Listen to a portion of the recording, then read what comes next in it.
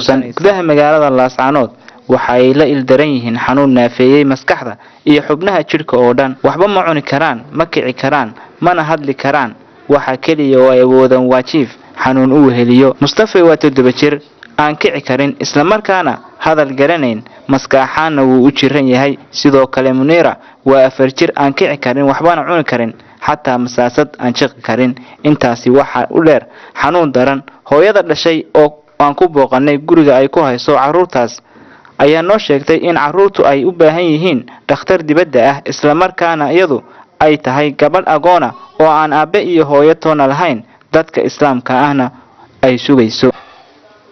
walaal waxaad naga warantaa labadan caruur ee xanuunsanaya muddadii ay xanuunsanayeen walaal ciyaarkan waxa xanuunsanaya iyagoo mush ku jira xaleeda intaas hadeer wiilkaas 7 sano jir gabadhna 3 sano barbajtaa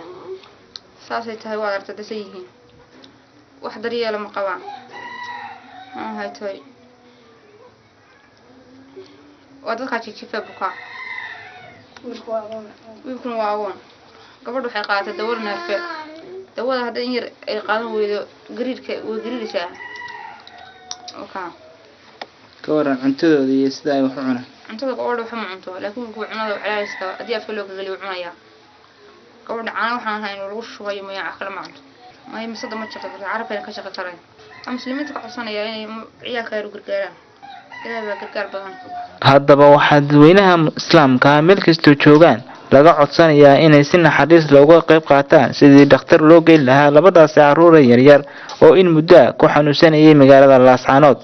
geestooda odayaal iyo culimo ku booqday guriga ay hooyadu ku hayso caruurta ayaa aad uga murugooday xaaladda caruurtaasi bulshada muslimiinta ana ugu baaqay inay caawiyaan caruurtaasi yar yar ee agoonta ah isla markaasina xanuunsanaysa walaalayaal dadka halkan aad aragtaan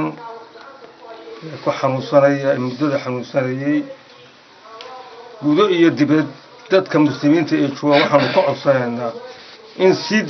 hagar la'aana wax loogu qabto ilaa dartii walaalayaal saad u wada jeedaan ama aad ka aragtaan shaashada labada ilmayow ee yar yar ee xanuunsanaya muddada badan midna uu xanuunsanaya 7 sano midna uu xanuunsanayay 4 sano xanuunkaas oo dhakhtaradii aaga ka dhawaa ay waxba ka qaban waayeen waxay ka fursan weydeen in loo soo gudbiyo walaalaha khayrka jecel si ay waxay karaan ama waxay awoodayaan ay ugu qabtaan sida daraadeed ayaan waxaan ugu talagalay inaan muslimiinta tusno yaani labada ilmayow ayagu aan dambiga lahayn laakiin inaga layna ku itixaamayo sida aad aragtaan halka dad aad iyo aad hawl u haysato oo agoon leh oo bukaan jiro oo arin magaranaysa aad u cusbataal marka hore horta ilaahay waxaan u weydiinaynaa inuu ilaahay caafimaadiyo waayo ilaahay baa caafimaad ka bixiya dadka muslimiinta ana waxaan ka codsanaynaa inay u soo duceeyaan oo dadka muslimiinta inay isu duceeyaan waa shay mashruuc ah hooyadood ayaa ku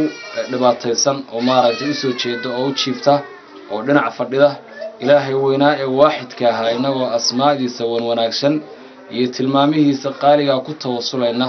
ilaahay caafimaad caajil ha siiyo amiin ilaahay caafimaad caajil ha siiyo cidii u daqnatay ee muslimiinta kamid ah ee meel walba iyo afarta beena joog meel ay wadanka ka joogaanba niyeysan inay wax siiyaan oo maxaan ku arintaas ay danaqdana ilaahay waa la geeyo macnaha waxay ka caajiseen inay wax ka qabtaan waxba wax ka qaban kari waayeen